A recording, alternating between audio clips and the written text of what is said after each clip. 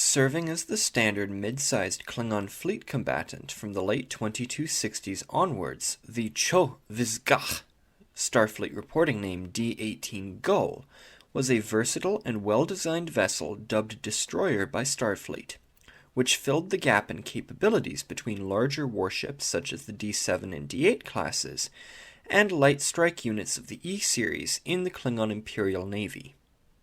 To accomplish this mission brief, the D-18 would be well armed for a ship of its size, while also boasting impressive agility for a ship of its size, and a somewhat limited range as well as a side effect.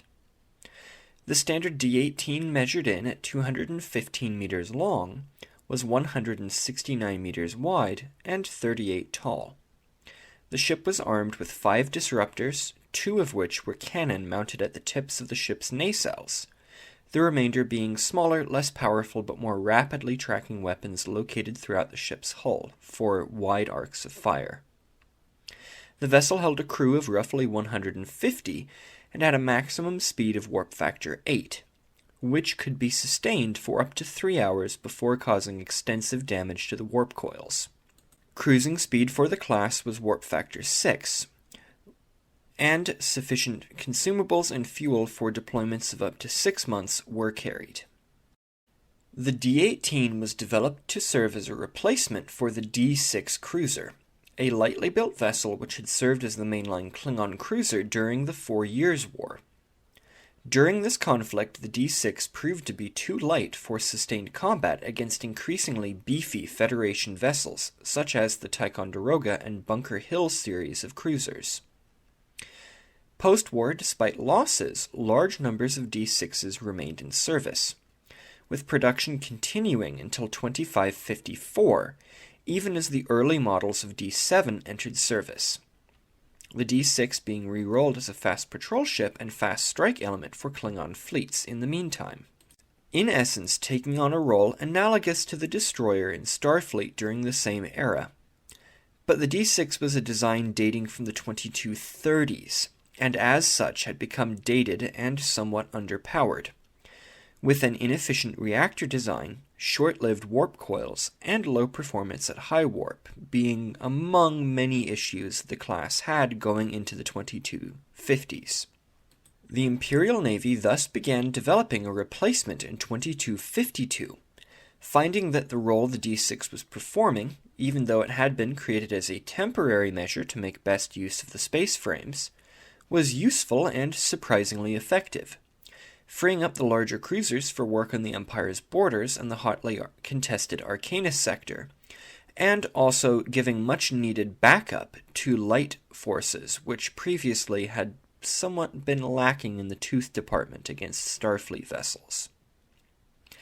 Development of this new ship would benefit from the work done already for the D-7 class, with the new ship being armed with down-rated versions of the larger ship's armament, which made efficient use of the ship's lower power output reactor, and also had the side effect of being a much longer-lived weapon, not needing replacement nearly as often due to less strain being placed on the weapon's emitters and power transfer systems.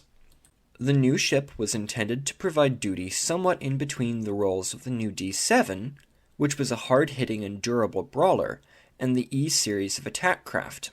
It would be from the E-series line that the Brielle would emerge in the 2270s and 80s.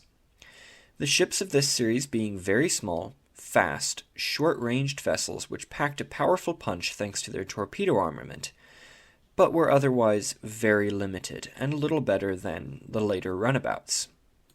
The D-18 was built to be a faster, more agile vessel than the D-7 while packing not dissimilar firepower, if somewhat degraded and lacking the sustained fire capability of the larger ships, as well as less capable shielding.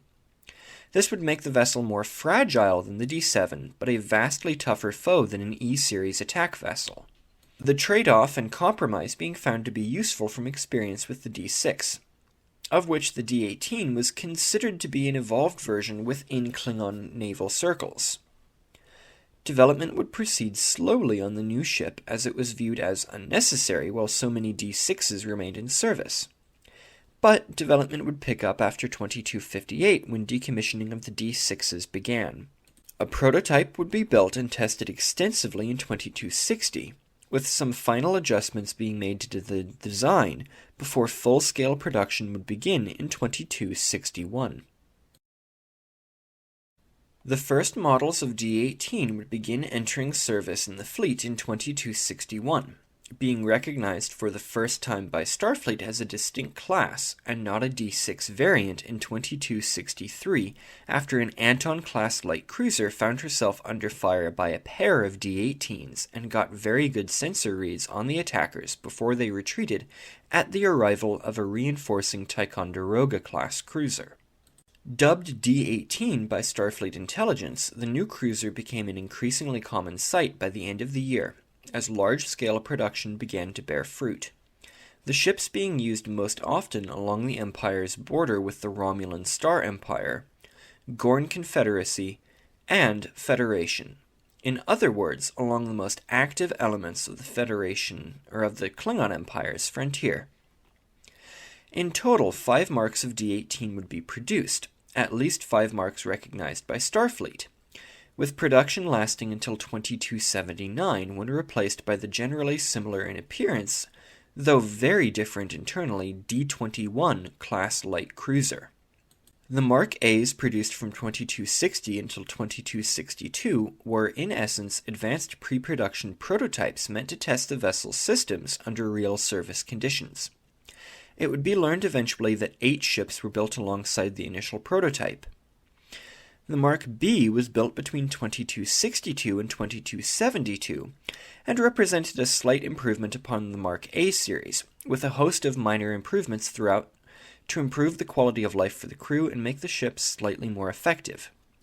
21 of this variant being produced in total. The Mark C would represent the majority of D18 production, with no less than 60 being produced between 2266 and 2273.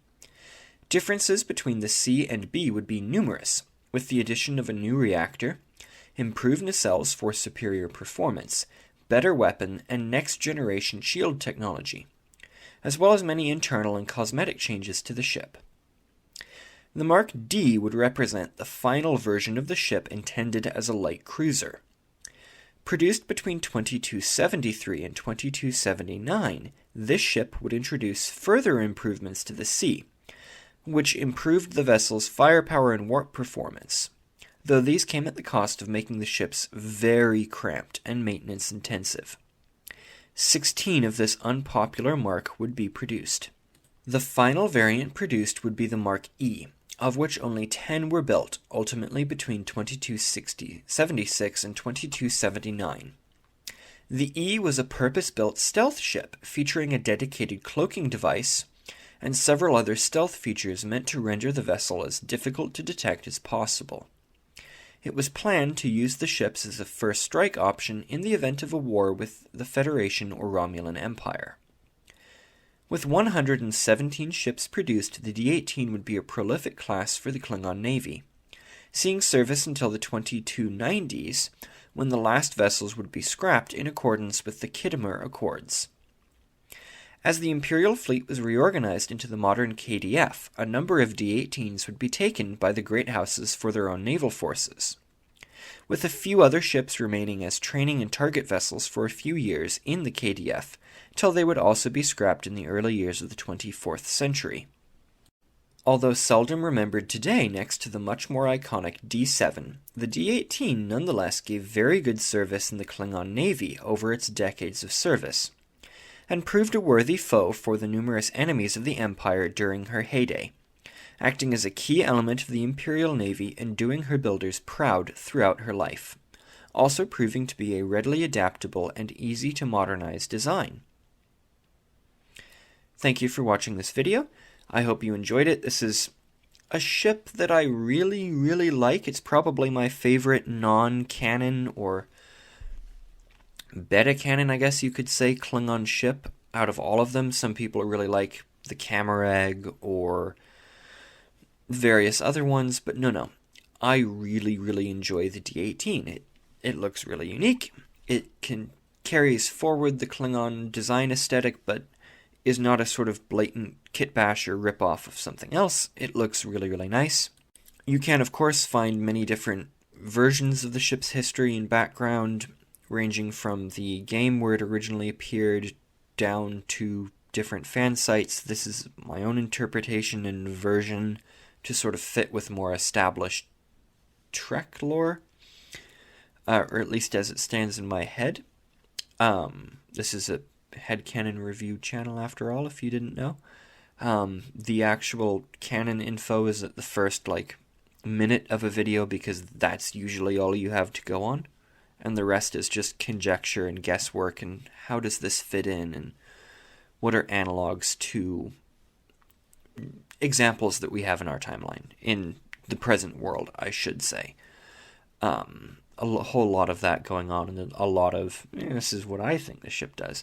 And that's really why I think Star Trek videos on YouTube are so interesting, because if they're well done and involve a lot of creativity, they can be very, very engaging. If you just list the statistics, then it's a minute-long video that just says, this is a ship, it did this is the most famous version, let's go into a 20-minute spiel on the USS Enterprise, usually. But if you're a little more inventive and kind of try to put a ship in context, it's much more entertaining. And hopefully I've done that. If you agree that I've done that, feel free to give this video a like, leave a comment about what you think of the design. Is it the first time you've seen it? Do you like it? Do you think I've done it proud? Do you think I've totally butchered it? Let me know. As always, keep comments polite, especially to each other. There's been a couple of videos recently that have gotten some heated debates, and just keep in mind that, if you've got this far and are thinking, how dare he say that? Obviously you're a Star Trek fan. And anybody that's going to leave a comment is probably going to be a Star Trek fan anyway, so just keep things civil amongst yourselves, because you all like the same thing. It's not that hard to agree or say, you have an opinion that's different from mine, but yours is still cool. Also, feel free to give me money. You can do that in Patreon. Supporting me on Patreon means that I get to do awesome things like buy the microphone that you're listening to this video through right now, this very long unhinged rant at the end of the video, which is long and unhinged even by my standards, but here we are. It's like $1 a month. I'm going to change the rating system of that, I think, and what benefits you get, but stay tuned for that. Link below. With that, I really should end this before it gets to be mostly unhinged tirade at the end of this video, so yeah, bye.